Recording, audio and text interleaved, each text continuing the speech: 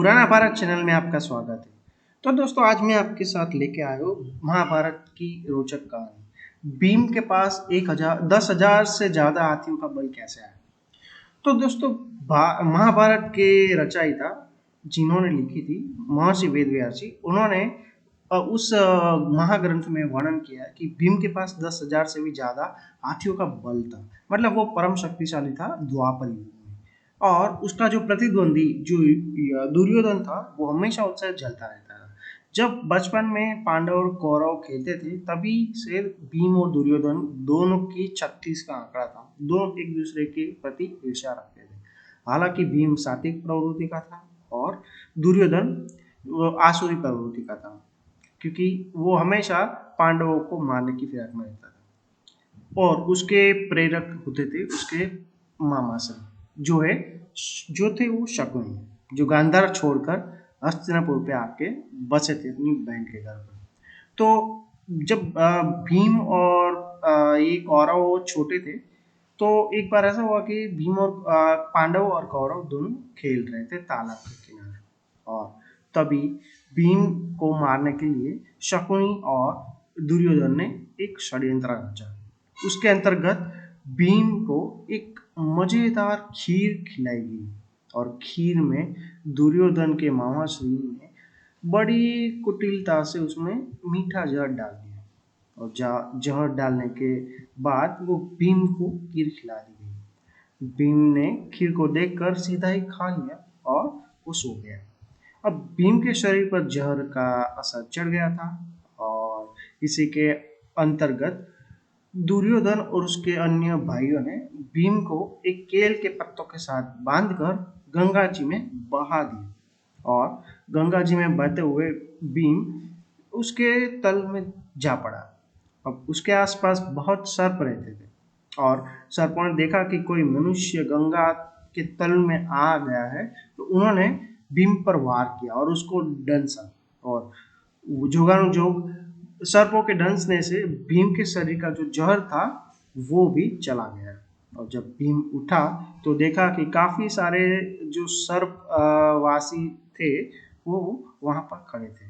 भीम ने तांडव मचाया और सभी सर्पवासियों को मार मार के उसको अधमुआ कर दिया। यह देखकर कुछ जो सर्प थे वो वासुकी के पास चले गए और वासुकी को ये बात की सूचना दी कि कोई मनुष्य बाल ये हमारे नागलोक में आ गया है और वहाँ बहुत उधम मचा है और बहुत सारे सर्प को मारा है।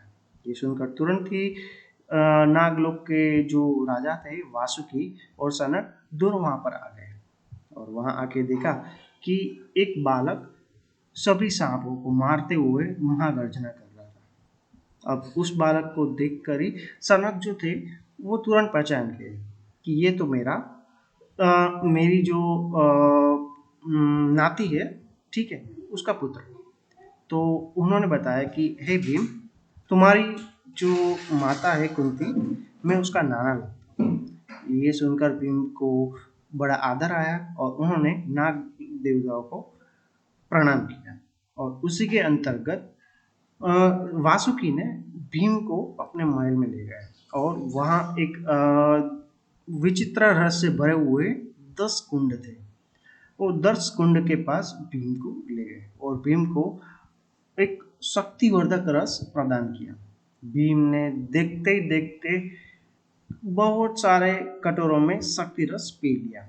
अब हुआ यूं कि उसी की वजह से जो भीम के पास पहले 100 हाथियों का बल था वो बढ़कर 10,000 हाथियों का बल हो गया। और जब भीम ये शक्तिवर्धक रस पीकर सो गया तब कई हफ्तों के बाद वो उठा और उठने के बाद उन्होंने अपने जो पूज्य माता श्री के नाना श्री थे उनसे अब अपने पूर्व महल में जाने की आज्ञा प्रदान करने की विनती की। तब वासुकी ने कहा कि तुम्हारा हस्तिनापुर में जाना बहुत ही आवश्यक है। जाओ, तुम बड़े होकर बहुत ही पराक्रमी बनोगे और महाशक्तिशाली बनोगे। और इस तरीके से भीम नागलोक से महाबलवान और 10,000 हाथियों का बल लेकर वापस हस्तिनापुर में आ गए। हस्तिनापुर में आकर उन्होंने कुंती को और पांडवों को पूरी जो ये घटना थी उसकी जानकारी दी, और कैसे दुर्योधन का जो छल कपट था भीम के लिए वरदान बनकर वापिस आ गया। जब भीम के 10,000 हाथियों का बलवान होने की खबर शकुनी और दुर्योधन को मिली तो वो बहुत ही दुखी हुए। कहते हैं ना कि अगर आप दूसरों का हानि करने की कोशिश करते हो तो अपनी ही हानि होती है और दूसरे उससे धनी होकर बाहर आते हैं। तो इसी प्रकार पांडवों में महाबलशाली भीम 10,000 हाथियों का बल वाला बन गया। दोस्तों, आपको ये कथा कैसी लगी कृपया कमेंट करके कमेंट बॉक्स में अपनी राय जरूर बताइए। धन्यवाद। जय हिंद।